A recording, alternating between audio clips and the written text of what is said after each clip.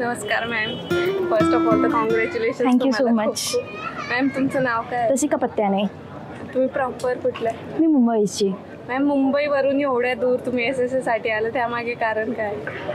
मी actually पहिले self study करायचा विचार केला. मुंबईला क्लासेस शोधले पण काही प्रॉपर भेटलं नाही.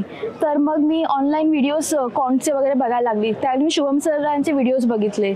त्यांची शिकवण्याची ट्रिक भरपूर वेगळी होती, युनिक होते. त्यांची अंडरस्टँडिंग भरपूर वास्ट होती. तर ते बघितल्यानंतर मला झालं की ह्यांच्याकडून शिकायचं, म्हणून मी इकडे जॉईन केलं. SSCचा आपल्याला कसा फायदा झाला मॅम?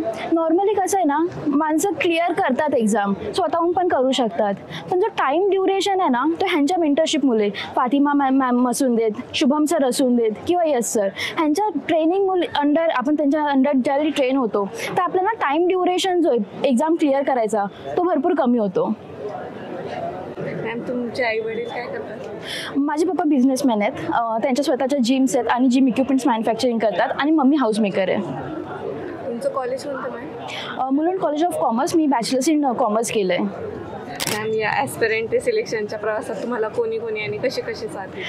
आता आपले मेंटर्स आपल्याला विसरून चालणारच नाही. शुभम सर अकॅडमीचा भरपूर मोठा रोल होता की त्यांनी आम्हाला एवढं प्रॉपरली गाईड केलं की आम्ही एक्झाम क्रॅक करू शकू. प्लस माझ्या 2 बेस्ट फ्रेंड्स इकडे झाल्या, त्यांनी पण भरपूर सपोर्ट केला की त्यांनी मला कंटिन्युअसली गाईड केलं की असं कर ते कर. त्याच्याने भरपूर सपोर्ट भेटला मला. सपने रे सपने रे सपने मेरे सच हो जाना रे हो जाना रे हो जाना रे. सपने रे सपने रे सपने मेरे सच हो जाना रे हो जाना रे हो जाना रे. तुमचं सक्सेस जर आज डेडिकेट करायचं झालं ते कोणाला करा? ऑफकोर्स पॅरेंट्सला विसरून कधीच चालत नाही. त्यांच्याशिवाय आपण काहीच नाही. आणि प्लस माझी मोठी बहीण स्नेहा, ती पण भरपूर सपोर्टिव्ह होती. तिनेच मला इकडे येण्यासाठी पण फोर्स केलं की जा तू, काही नाही. आणि शुभम सर आहेतच, फातिमा मॅम आहेत आणि यश सर पण आहेतच.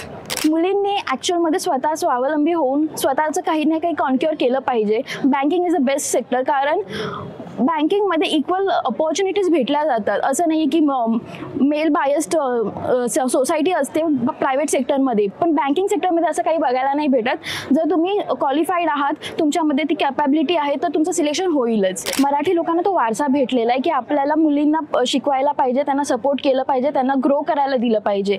तो वारसा आम्हाला माझ्या पॅरेंट्सनी पण लाभला आहे. माझी मम्मी पप्पा दोघंही भरपूर सपोर्टिव्ह आहे. बँकिंग सेक्टरमध्ये ज्यावेळी मी एंटर करायचं डिसिजन घेतलं त्यांनी भरपूर मला सपोर्ट केलं.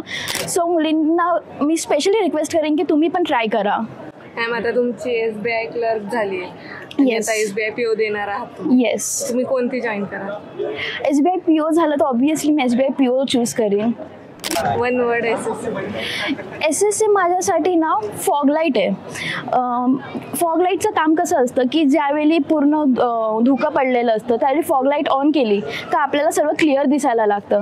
तसंच आपलं SSC माझ्यासाठी आहे की ज्यावेळी पण मला काही समजत नव्हतं, अडीअडचणी येतं की ह्याच्यापुढे मी काय करणार, जर फेलियर आलं तर त्याला ओव्हरकम कसं करायचं आहे, तर एक कॉल शुभम सर किंवा फातिमा मॅम, इवन यश सर, त्या लोकांनी मला एवढं प्रॉपरली मेंटर केलं आहे ना की त्यांच्यासाठी मी फॉगलाईट हाच वर्ड बोलू शकते SSC साठी.